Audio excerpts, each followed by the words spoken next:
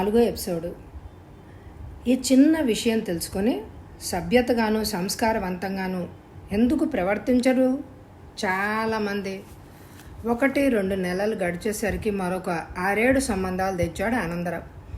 అవన్నీ కూడా విచిత్రమైన కారణాలుగానే తప్పిపోయాయి.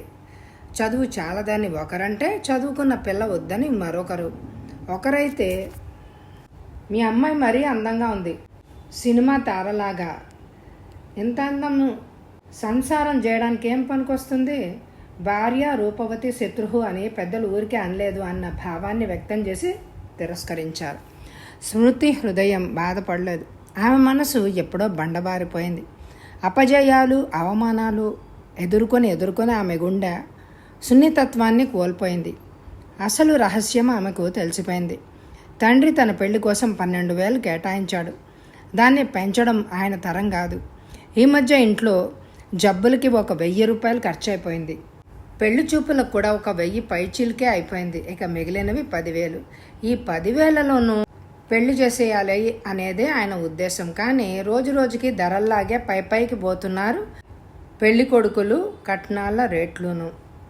నాన్న దగ్గరున్న డబ్బు ఇప్పుడు తనకి నెలకి 300 తెచ్చుకునేపాటి ఉద్యోగస్తుని కూడా సంపాదించి పెట్టగలదో లేదో అన్నది అనుమానమే. పెళ్లి విషయంలో తను నిరాశ చేసుకుంటే మంచిది.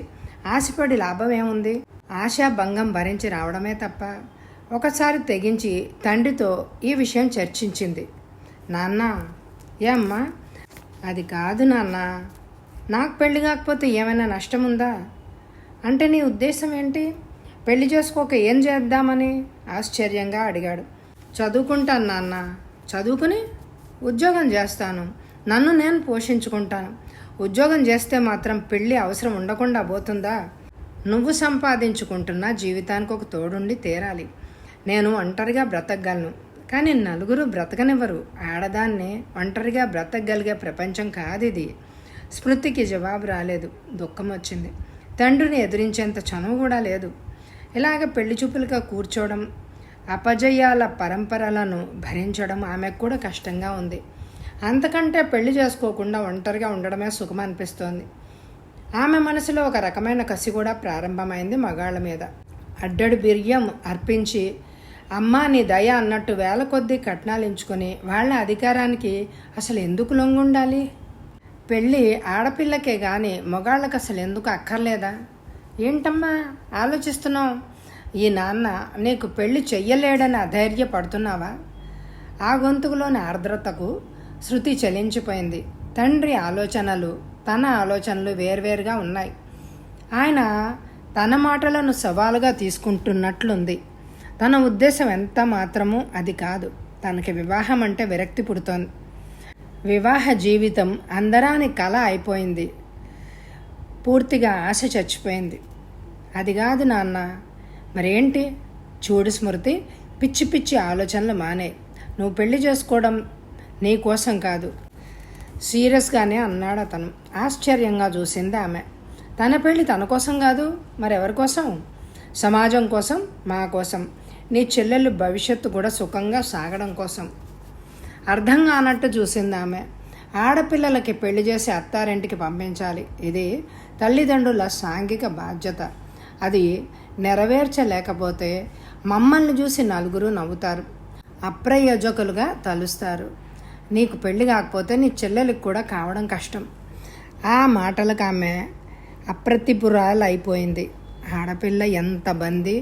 ఆమె ఇష్టాలు కేవలం నామమాత్రం. అవి ఎంత మాత్రము సాగవు. ఆమె జీవితం ఆమెది కాదు. తను బ్రతుకుతున్న తన ఇష్టం వచ్చిన రీతిలో మలుచుకుందాము అని అనుకున్న ఆ కొంచెం హక్కు కూడా లేదు. తల ఒగ్గి తీరవలసిందే. ఆడపిల్ల జీవితం పుస్తకాల్లో మారుతుందే తప్ప వాస్తవాల్లో ఏమి అభివృద్ధి చెందలేదు. కొంచెం స్వతంత్రం సంపాదించుకోకుండానే మిగిలిపోతుంది. ఇప్పుడు తండ్రి ఆలోచన వైఖరి వేరు, తన ఆలోచన కోణం వేరు. ఆయన సాంప్రదాయానికి కట్టుబడి ఉండే జీవితాన్నే నిర్దేశిస్తున్నాడు తనకు. తను మరోలా ఆలోచిస్తోంది. కాలం మారిపోతోంది. విలువలు, జీవితపు విలువలు మారిపోతున్నాయి. మారుతున్న ఈ రోజుల్లో పాతని పట్టుకుని వేలాడడం బహు కష్టంగా ఉంది. ముఖ్యంగా మధ్యతరగతి కుటుంబాలకు. దేనికైనా కళ్యాణ గడియ రావాలి. వస్తుంది, పిచ్చి పిచ్చి ఆలోచనలు పెట్టుకోకు అన్నాడు ఆనందరావు. నీరసంగా లోపలికి వెళ్ళిపోయింది ఆమె హృదయం బాధగా మూలుగుతోంది. ఇంతలో శశి వచ్చింది. రా శశి, సినిమాకి వెళ్దామా? నిజానికి స్మృతికి సినిమాల మీద నవలల మీద కూడా ఉత్సాహం చచ్చిపోయింది. అవన్నీ అవాస్తవాల్లాగే అనిపిస్తున్నాయి. సినిమాకి కూడా వెళ్తే ఏముంది, ఇదే కదా అని అనుకుంది ఆమె. కానీ శశి కోసం వెళ్ళాలి. సరే ఉండే, చీర మార్చుకుని వస్తాను, వెళ్దాం అంది లేస్తూ. థ్యాంక్స్ అక్క, నువ్వు రావేమో అనుకున్నాను. సరేలే అని ఇద్దరూ బయలుదేరారు. ఏ సినిమాకి వెళ్దాం? ఏదో ఒకటి, నీ ఇష్టం అంది. రఘు వస్తా అన్నాడు. అందరం కలిసి వెళ్దామన్నారు. అందరూ కలిసి సినిమాకి వెళ్ళారు. వీళ్ళు సినిమాకి వెళ్ళిన సమయంలో రేఖ ఇంటికి వచ్చింది. ఎందుకు వచ్చిందో అర్థం కాలేదు. రేపు వెళ్ళి కనుక్కోవాలనుకుంది స్మృతి. మొన్నాడు శశి దగ్గరికి వెళ్ళింది. ఏంటే వచ్చావు అంది. ఏవో 2 ఉద్యోగాలకు అప్లై చేశాను. ఒకటి సెలెక్ట్ అయ్యాను, కానీ నాకే ఆ వాతావరణం నచ్చలేదు. ఒకటి నిజం చెప్పు, అసలు నువ్వు ఎందుకు ఇక్కడికి వచ్చి ఇలా ఉద్యోగాలు ప్రయత్నిస్తున్నావు అని అడిగింది స్మృతి. ఏం లేదు, నాకు ఇప్పుడు చెప్పడం ఇష్టం లేదు, తర్వాత ఎప్పుడైనా చెప్తాను, సస్పెన్స్ అంది. తన జీవితం కూడా సస్పెన్స్గానే ఉంది, ఏది తేలకుండా అనుకుంది స్మృతి. ఎంతలో ఇంటికి వచ్చాక నాన్న అమ్మ మెల్లగా మాట్లాడుకోవడం వినపడింది. మళ్ళీ ఇంకొక పెళ్లి చూపులు కాబోలనుకుంది మనసులో. ఒకరోజు రమ్మన్నావట అంది రేఖని చూస్తూ. నా గదిలోకి పోదాం. కాదు, పార్కుకి వెళ్ళి మాట్లాడుకుందాం అని ఇద్దరూ కలిసి పార్కుకి వెళ్ళాడు. ఏమిటి సంగతి, చాలా రహస్యంగా ఉన్నట్టుందే అంది. పార్కులో సరిగ్గా 5:30కి ఒక అతను వస్తాడు. అతనెవరు? పేరు భాస్కర్. 500 తెచ్చుకుంటున్నాడు నెలకి. మనిషిని చూసి ఏమనిపించిందో చెప్పు. ఇక్కడికి సెలవు మీద వచ్చాడు, 10 రోజులు ఉంటాడు. నాకు తెలిసిన అతనే. అసలు ఎందుకు ఇదంతా రేఖ? తినబోతూ రుచి అడక్కు, ముందు నేను చెప్పినట్టు చెయ్యి. అతని దగ్గరకు నువ్వేమీ అనవసరంగా సిగ్గుపడి బిడియము ప్రదర్శించనక్కర్లేదు. నాకు సిగ్గు బిడియమున్నా 10 సార్లు పెళ్లి చూపులు కూర్చుని మొండి బారిపోయిన దాన్ని. ఏంటి రేఖ, అన్నీ సస్పెన్సు, ఏది చెప్పదు అనుకుని పార్కులో నడక సాగించారు ఇద్దరు. ఒక పొద దగ్గర ఆగి లాన్లో కూర్చున్నారు. ఇంతకీ ఆ భాస్కరుడు ఎవడు? నాకు స్నేహితుడి వంటివాడు. చక్కగా మాట్లాడతాడు, మంచి మనిషి. నిజానికి ఒక విధంగా నాకు ప్రాణదాత అనుకో. ఐస్ క్రీములు వస్తే ఇద్దరికీ తీసుకుంది రేఖ. ఒకసారి స్మృతి వైపు చూసింది. సంతృప్తిగా తలపంకించి 10 నిమిషాల పాటు కబుర్లు చెప్పుకున్నారు. స్మృతి తనకి తన వాళ్ళు మరో సంబంధం చూడబోతున్నట్లు చెప్పింది. ఆమె అది చెప్తుంటే నమస్కారం అండి అంటూ ఒక యువకుడు వచ్చాడు. నమస్కారం, రండి రండి, ఈమె శృతి, వీరు భాస్కర్ అంటూ పరిచయాలు చేసింది రేఖ. అతని వీళ్ళకి కొంచెం దూరంలో కూర్చున్నాడు. స్మృతి అతనిలో 2 విషయాలు గమనించింది. మొదటిది, అతను నడుస్తుంటే కొంచెం కొంటడం. రెండవది, అతను అందంగా లేకపోయినా ఏదో కళ అతని మొహంలో ఉండడం. మీరు మీ భవిష్యత్తు గురించి ఏం ఆలోచించుకున్నారు రేఖ అని అడిగాడు అతను. ఉద్యోగ ప్రయత్నాలు విఫలమైనట్లే. దరఖాస్తు చేసి ఇంటర్వ్యూకి హాజరైన 2 నుంచి రిగ్రెట్ లెటర్స్ వచ్చేసాయి. నిరుత్సాహంగా అందామె. చిన్నదని భావించనంటే మీకు ఒక ఉద్యోగం చూపగలను. అంతకంటేనా? చెప్పండి. ఉద్యోగం అని అనవచ్చునో కూడదో దాన్ని ఒక చారిటరీ ట్రస్ట్ ఉంది, దాని అడ్రస్ ఇస్తాను, వెళ్ళి చూడండి, మీకు సులభంగానే ప్రవేశం దొరుకుతుంది. అయితే అది తాత్కాలికంగా మిమ్మల్ని మీరు పోషించుకుందుకు.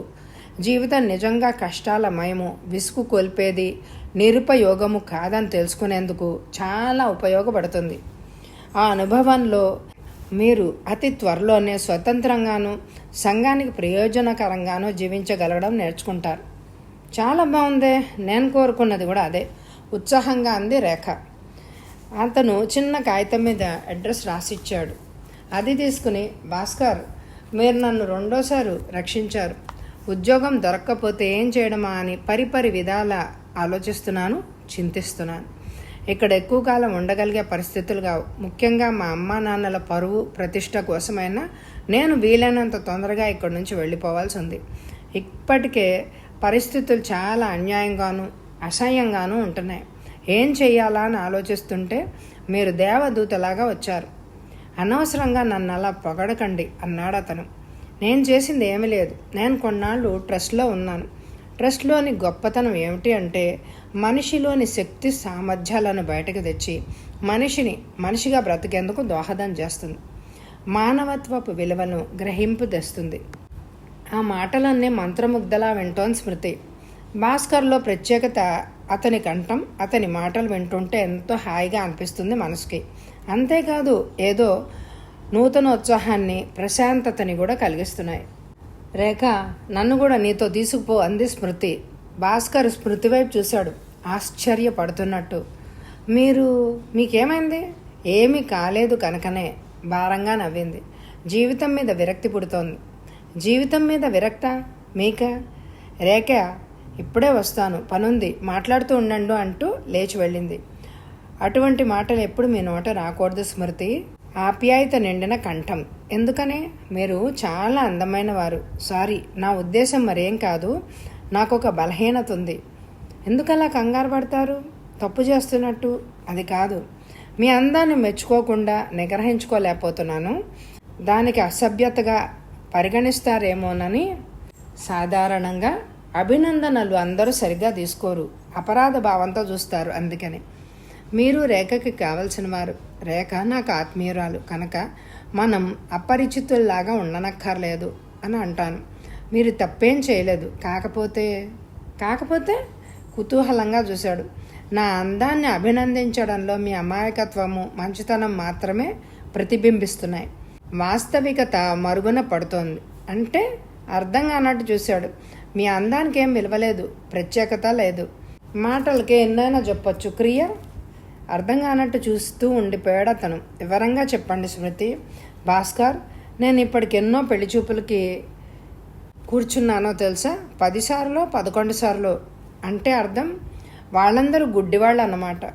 వాళ్ళకి నిక్షేపంలో కళ్ళున్నాయి, కొందరికైతే 4 కూడా ఉన్నాయి. ఆ కళ్ళు కావు. సౌందర్యాన్ని చూడగలిగితే ఆరాధించగలిగే మనోనేత్రాలు వాళ్ళకి లేవు. మీరు కథలు రాస్తుంటారా? రాద్దామని అనుకుంటాను కానీ రాయలేను. మీ జీవితానికే దూరపు కొండలు నునుపని ఊరికే అనలేదు. జీవితంలో రాజీ పడలేక నేను నిరంతరము అవస్థ పడుతున్నానో మీకేం తెలుసు? ఏంటి అవస్థ? మంచి ఉద్యోగం చేస్తున్నారు, ఆర్థిక బాధలు ఉన్నట్టే లేవు కదా? అవును, లేవు. నేను చెప్పను, వింటే నవ్వుతారు. సరే, నవ్వను, చెప్పండి. వద్దండి, ప్లీజ్ అండి, చెప్పండి. భాస్కర్, నేనంత నీచురాల్ని, అజ్ఞానురాల్ని కాను. నవ్వను, అర్థం చేసుకుంటాను అంది స్మృతి. సరే, చెప్తాను, నన్ను మరోలా అర్థం చేసుకోకండి అంటూ అతను మొదలుపెట్టాడు. అదే క్షణంలో వచ్చింది రేఖ. చీకటి పడింది, వెళ్దామా అంది. అక్కడితో వాళ్ళు అతను చెప్పదలుచుకొని చెప్పలేదు, ఇంటికి బయలుదేరారు. మధ్యలో అంది, ఎలా ఉన్నాడు అతను అని అడిగింది రేఖ. రేపు మళ్ళీ వస్తానన్నావు అతనితో, ఎందుకు? అతను తన గురించి చెప్తాన్నాడు, అది వినడానికి. అతను నిన్ను రక్షించాడన్నావు, ఏంటి కదా? ఎందుకంత తొందర? అన్నీ తెలుసుకుందు కానీ. స్మృతి ఇల్లొచ్చింది. రేఖ లోపలికి నడిచింది. ఎక్కడికి వెళ్ళావు? కోపంగా అంది పార్వతమ్మ. రేఖతో పార్కుకి దోషిలా చెప్పింది. మొగుడిని వదిలేసిన దాంతో తిరిగితే నీకు పెళ్ళైనట్టే. సిరి అబ్బకపోయినా చీడ అబ్బుతుంది అంటారు, దాంతో తిరక్కు. అమ్మా, దెబ్బ తిన్నట్టు చూసింది ఆమె. ఎవరు చెప్పారు నీకు? లోకం కూడా వస్తోంది, ఒకరు చెప్పేదేమిటి? కానీ రేఖ నా స్నేహితురాలమ్మా. స్నేహం లేదు, గేహం లేదు. ఆ చెడిపోయిన దాంతో తిరిగావో నీకు పెళ్లి కాదు. కాకపోతే పోనీ విసురుగా అంది. నోర్మయ్యి, లోపలికి పద. చెయ్యి పట్టుకొని తీసుకెళ్ళిపోయింది పార్వతమ్మ. రేపు పెళ్లి వాళ్ళు వస్తున్నారు నేను చూసుకుందుకు. రేఖ గురించి వాళ్ళు వింటే ఇక ఈ పెళ్ళి అయినట్టే. మాకు తలవంపులు దేకు. ఆ పెళ్ళి ఏదో అయ్యాక తర్వాత నీ ఇష్టం. నువ్వు అసలు వాళ్ళ గడప తొక్కొద్దు. వాళ్ళ నాన్నతో చెప్పింది తనకి పెళ్లి చూపులు ఇష్టం లేదని. వాళ్ళ నాన్న తిట్టి 2:30కు వాళ్ళు వస్తున్నారు, మాట్లాడకుండా కూర్చో అని చెప్పాడు. సరే, ఇంకేది చేసేది లేక పెళ్లి చూపులు కూర్చుంది. పెళ్లి చూపులు జరిగిపోయాయి. అతనిదేదో పర్మనెంట్ ఉద్యోగం కాకపోయినా బాధ లేదుట. వెనక కొంత ఆస్తుందట. అన్నీ నచ్చినట్లే నట. ఈ సంబంధం తప్పకుండా కుదురుతుంది అని చెప్తోంది తల్లి. స్మృతికి ఆ మాటలు ఏమీ వినిపించడం లేదు. ఆమె రేఖ పంపిన చీటీ గురించే ఆలోచిస్తోంది.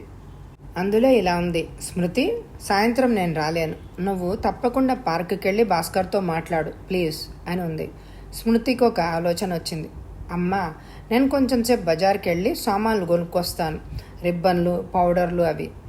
వెళ్ళి తొందరగా వచ్చాయి అందావిడ. సంబంధం కుదురుతుందన్న ఉత్సాహం ఆవిడ మొహంలో స్పష్టంగా ప్రతిఫలిస్తోంది. అక్కడ భాస్కర్ని కలుసుకున్నాక ఎలా జరిగాయి పెళ్లి చూపులు అని అడిగాడు. ఏంటి మీకెలా తెలుసు? రేఖ చెప్పింది. ఉదయం ఆమెను కలుసుకున్నాను. సరే పదండి అంటూ అతను తన గురించి చెప్పడం మొదలుపెట్టాడు. 5 ఏళ్ల వరకు నా జీవితం గొప్పగానే సాగింది అని చెప్పొచ్చు. నా తల్లిదండ్రులకు డబ్బు, పలుకుబడి కలవారే, చాలా ఎక్కువ కాకపోయినా కొంత మేరకు. నేను వారికి మొదటి సంతానాన్ని. నా తర్వాత 2 తమ్ముళ్ళు. నాకు 5వ ఏడు నిండుతుండగానే బళ్ళో వేద్దాము అని అనుకున్నారు. ఆ రాత్రే నాకు జ్వరం వచ్చింది. తర్వాత దాన్ని పోలియో అనో మరేదో అన్నారు. దానివల్లే నాకు కాలు ఇలాగ అయిపోయింది. అప్పటి నుంచి అమ్మా నాన్నల ప్రవర్తనలో, తమ్ముళ్ళ ప్రవర్తనలో, ఆయా ప్రవర్తనలో చాలా మార్పు వచ్చింది. నేను చాలా తెల్లబోయాను. అటువైపు ప్లేగ్రౌండ్లో ఆడుకునే పిల్లల్ని అలా గది కిటికీలోంచి చూస్తూ బాధపడుతూ ఉండేవాడిని. అందరూ నన్ను హేళన చేస్తుంటే నేను ఆయాతో అన్నాను, మన ఇద్దరం ఎక్కడికైనా వెళ్ళిపోదాం, అక్కడ నేను చదువుకుంటాను. ఆశ్చర్యంగా చూసింది ఆయా నా వైపు. అలాగే బాబు, నాన్నగారితో మాట్లాడతాను. ఎక్కడికో వెళ్ళడం దేనికి, ఇక్కడే బళ్ళు లేకపోతేగా. నేనేం అనలేదు. నాకెందుకో అనిపించింది మరో ఊళ్ళో చదువుకోవాలని. రేపే నాన్నగారిని అడుగుతాను బాబు, నువ్వు నేను వెళ్ళిపోదాం, అదే నయం. ఆయా ఎలా సాధించిందో తెలియదు. వారం రోజుల్లో మా మకం మారిపోయింది. నేను అక్కడ ఆ ఇంట్లో ఉండడం అమ్మకి నాన్నకి అంత ఇష్టంగా లేదేమో. మేము వెళ్ళిపోదాము అని అనడమే తడువుగా అంగీకరించారు. వాళ్ళు మా పేడ వదిలిందిలే చాలన్నట్టు అనుకున్నారు. మేము మరో ఊరు వచ్చేసాం. అక్కడ నాకు ఆయా టీచర్లను ఏర్పాటు చేసి మెట్రికులేషన్ పరీక్ష గట్టించింది. ఈ ఊరు వచ్చాక నేను ప్రపంచం అంటే ఏంటో చూడగలుగుతున్నాను, నలుగురిలోకి రాగలుగుతున్నాను. క్రచెస్ సహాయంతో రోడ్ల మీద తిరిగేవాడిని. కొద్దిమంది నన్ను ఎంతగా జాలిగా చూస్తుండేవారు. ఆ చూపులు నాకు భరించడం కష్టంగా ఉండేది. కానీ అలా మగ్గిపోవడం గదిలో కంటే ఇదే నయం అనుకునేవాడిని. మంచి మార్కులతో మెట్రిక్ పాస్ అయ్యాను. తర్వాత ఆయా నన్ను బంగారు కొండ అని అనుకునేటట్టు, నువ్వేం చేతగాడివి కాదు, తెలివైన వాడివి, ప్రయోజకుడివి అంటూ పొగిడేది. అలా నేను మెల్లమెల్లగా నడక కూడా సాధించాను, అభివృద్ధి చేసుకున్నాను. క్రచెస్ లేకుండా కొంత దూరం నడవగలిగాను. కాలేజీలో చేరతాన్నాను. నా కుంటిగాల గురించైనా పర్వాలేదులే, తెలిసి తెలియక వాళ్ళు అవమానించినా నేను భరిస్తాలే. సరే బాబు అంటూ ఆవిడ కూడా ఒప్పుకుంది. నేను కాలేజీలో చేరాను. అన్నిట్లోనూ ఫస్ట్ వచ్చాను. నా జీవిత ధ్యేయాన్ని సాధించడానికి నా కాలేమీ అడ్డు రాలేదు. ఆ తర్వాత నేను పరీక్షల్లో ఉత్తీర్ణుడయ్యాను. ఒక సేవా సంస్థ, చిన్నది పెద్దది గాని ఒక గ్రామంలో నిర్మించబడింది. గ్రామానికి చివరిగా ఉన్న ఒక సెలయేరు, ఏటి ఒడ్డున పర్ణశాలలు. గ్రామాలకు సేవ చేయడమే ఆ ట్రస్ట్ ఆశయం. నేను అక్కడికి వెళ్ళాను. అక్కడున్న స్వామీజీ నా గురించి అడిగారు. క్లుప్తంగా చెప్పాను. భాస్కర్, నువ్వు ఇక్కడుండి అన్నీ చూడు, నీకు ఏ పని నచ్చితే అది చెయ్యి అన్నారు స్వామీజీ. అంతా విని ఆశ్రమంలో ఉంది ఆ వాతావరణం. ఒక్కొక్క పర్ణశాలలోనూ ఒక్కొక్క పని జరుగుతోంది. నేను నాకు నచ్చిన పని ఎంచుకుని చేయడం మొదలుపెట్టాను. అలాగా నా జీవితానికి ఒక సార్థకత ఏర్పడింది. నా బ్రతుకు నిరర్ధకము నిష్ప్రయోజనము కాదు. ఉద్యోగంలో చేరాను. వెళ్ళి ఉద్యోగం బాగానే ఉంది. ట్రస్ట్లో గడిపిన జీవితం నాకు ఎంతో ఆత్మవిశ్వాసాన్ని పెంచింది. ఆ ట్రస్ట్ నన్ను మనిషిగా తీర్చిదిద్దింది. మీరు పెళ్లి చేసుకోలేదా? సందేహిస్తూ అడిగింది స్మృతి. లేదు. మీరు నవ్వనంటే నా మనసులోని బలహీనత చెప్తాను. భాస్కర్, చెప్పండి అంది. కానీ మీ సౌందర్యం, సౌజన్యము, సహృదయత నాకు నచ్చాయి అన్నాడు భాస్కర్. మీరు నా మనసులోకి తొంగి చూసారా? ఎలా చెప్తున్నారు? మిమ్మల్ని చూడగానే అలా అనిపించింది. అదీగాక మీరు ఎంతో సమయాన్ని నా కోసం వెచ్చిచ్చారు. నాకు అదంతా విన్నారు. నా మీద జాలి పడ్డారు, నన్ను భరించారు. ఇంతకంటే మీ సహృదయతకు నిదర్శనం వేరే ఏం కావాలి? స్మృతి, నాకెంత ఆనందంగా ఉందో తెలుసా? దేనికి? మీతో గడిపిన కాలం నాకు మధురమైన జ్ఞాపకంగా నిలిచిపోతుంది. మీ అంతటి సౌందర్యవతి నన్ను కరుణించి ఇంతసేపు నా ముందు కూర్చుని నా మాటలు విని నాతో మాట్లాడడం ఇదంతా అదృష్టం కాదా? మీతో పెళ్లి చూపులకు వచ్చిన వాళ్ళు కళ్ళు హృదయం లేక అలా చేస్తున్నారు. అదే అవకాశం నాకు వచ్చుంటే అన్నాడు చటుక్కున. సరే, ఆ అవకాశం మీకే వచ్చుంటే ఏం చేసేవారు? శాశ్వతంగా మిమ్మల్ని నా దాన్ని చేసుకునేవాణ్ణి ఉద్రేకంగా అన్నాడతడు. నిజం? తిరుగులేని నిజం స్మృతి. నాకు గాఢమైన కోరికుంది. నా జీవిత ధ్యేయం. అదేమిటి అంటే, నేను కోరుకునే అందమైన అమ్మాయి నన్ను కరుణించగలిగితే వివాహం చేసుకోవడం. ఈ విషయంలో నేను రాజీ పడలేకపోతున్నాను. అందుకే ఒంటరిగా మిగిలిపోయాను. మీరు కోరుకునే అంత అందం మీకు నాలో కనిపిస్తోందా? అంతకంటే ఎక్కువే. మీరు నాకు ఆత్మీయుల్లా తోచారు. అందుకే మీ ముందు చనువుగా ప్రవర్తించాను. నా హృదయాన్ని మీ ముందు విప్పి చెప్పాను. తప్పైతే క్షమించండే. లేదు లేదు, మీరేం తప్పు చేయలేదు. థ్యాంక్స్. మీరు చాలా మంచివారు. స్మృతి, మీరు ఇవాళ ఇక్కడికి రావడంతోనే తెలుస్తోంది మీరెంత స్నేహశీలులో. నా వంటి వాడితో ఇన్ని గంటలు గడపడం తక్కువ వరం కాదు. అతని కొనల్లో ఆరాధన, ఆమెలో ఉద్వేగం పుట్టింది. భాస్కర్, మీరు కోరితే మీరుతో కొన్ని గంటలు కాదు, జీవితమే గడపడానికి సిద్ధంగా ఉన్నాను అంది ఉద్రేకంగా. ఆమెకు భాస్కర్ మహోన్నతంగా కనిపిస్తున్నాడు. తనని చూసిన పెళ్లి కొడుకులతో పోల్చి చూస్తే ఎంతో విశాల హృదయుడు అని అనిపిస్తోంది. ఆదర్శ జీవిలాగా తోచాడు. అతని మీద జాలేసింది, కరుణ కలిగింది, ప్రేమ ఉదయించింది. అతనితో తన జీవితాన్ని పంచుకోవాలి అనే కోరిక కలిగింది. అతనికి జీవితం ఇవ్వాలి అనే తపన ఏర్పడింది. అతను ఆప్తుళ్లాగా అనిపించాడు. ఒక్కసారి విభ్రాంతితో చూశాడు. నిజమా స్మృతి? మీరు పరిహాసం చేయడం లేదు కదా? లేదు, నేను మనస్ఫూర్తిగానే అంటున్నాను. మీకు అభ్యంతరం ఉంటే చెప్పండి. నాకా అభ్యంతరమా? అద్భుతము అపురూపమైన వరం దేవత ఇవ్వబోతుంటే కాదనే వెరివాడు ఎవరైనా ఉంటారా? అందమైన అమ్మాయిని పెళ్లి చేసుకోవాలి అనే కోరిక నా తాహతకు మించిందే అయినా భయపడుతూ వచ్చానిన్నాళ్ళు. స్మృతి, మీరు తొందర పడడం లేదు కదా? వాస్తవం మర్చిపోకండి. నేనేమో కుంటివాణ్ణి, తల్లి తండ్రి అందరూ ఉన్న ఒంటరిని. సంపాదన కూడా చాలా ఎక్కువేం కాదు. ఇవన్నీ విస్మరించకండే. నా మీద మీకు ఏర్పడిన జాలి తాత్కాలికమే కావచ్చు. లేదు, నేను కోరుకునేది సహృదయత, నిష్కపటం మీలో ఉంది. నిజంగా మీరంటే నేను ఇష్టపడుతున్నాను ఆవేశంగా అంది. స్మృతి, మరొకసారి రేఖతో కూడా కలిసి ఆలోచించండి.